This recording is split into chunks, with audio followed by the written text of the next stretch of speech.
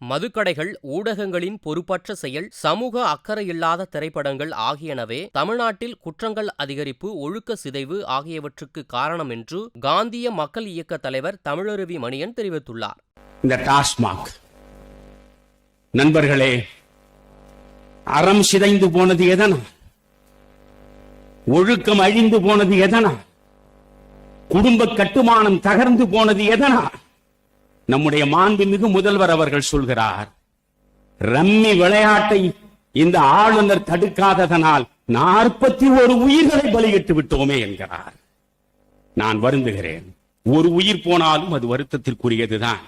ஆனால் மாண்புமிகு முதல்வர் அவர்களை மெத்த பணிவோடு நான் கேட்கிறேன், 41 உயிர்களுக்காக கண்கலங்குகிறீர்களே, பல்லாயிரக்கணக்கான உயிர்கள் இந்த குடிபோதையில் சிக்கி சீரழிந்து அன்றாடம் சிறந்து கொண்டிருக்கிறதே.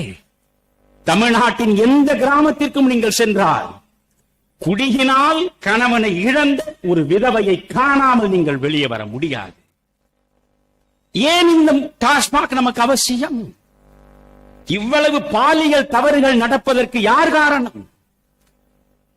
ஒழுக்க சிதைவு உருவானதற்கு யார் காரணம்? இன்றைக்கு இருக்கிற ஊடகங்கள் ஒவ்வொன்றாக நான் பேசத் தொடங்கிவிட்டால் நேரம் கடந்து போய்விடும்.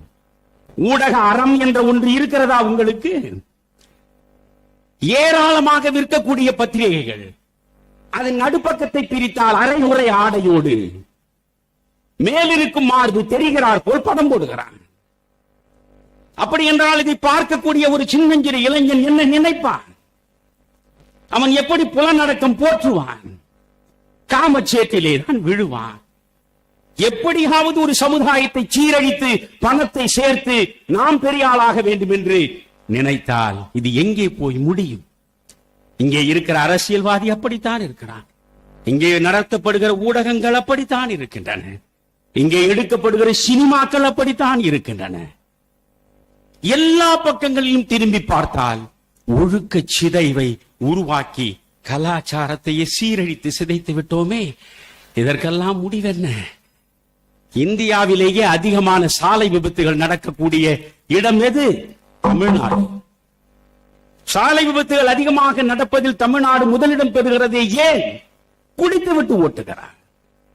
அவன் குடித்து விட்டு ஓட்டுவது தவறு, ஆனால் அவனை குடிக்க வைக்கிற அரசாங்கம் தவறு செய்யவில்லை. நீங்கள் யோசியுங்கள். திரும்புகிற பக்கம் எல்லாம் மேனகைகள் வந்து நடனமாடி கொண்டிருந்தால் விஸ்வாமித்திரனால் எப்படி தவம் இருக்க முடியும்? யோசியுங்கள். விழித்திறந்து பார்க்கும் போது எந்த பக்கம் பார்த்தாலும் மறை நிர்வாண ஆட்டம் என்றால் விஸ்வாமித்திரன் என்ன ஆவது? ஒரு மேனகைக்கே அவன் உருக்குலைந்து போய்விட்டான். எந்த பக்கம் பார்த்தாலும் எப்படி இந்த இளைஞர்கள் சீரழிகிறார்கள் என்றால் யார் காரணம்? செய்திகளை உள்ளது உள்ளபடி தெரிந்து கொள்ள ரெஃப்ளெக்ட் நியூஸை சப்ஸ்கிரைப் பண்ணுங்க.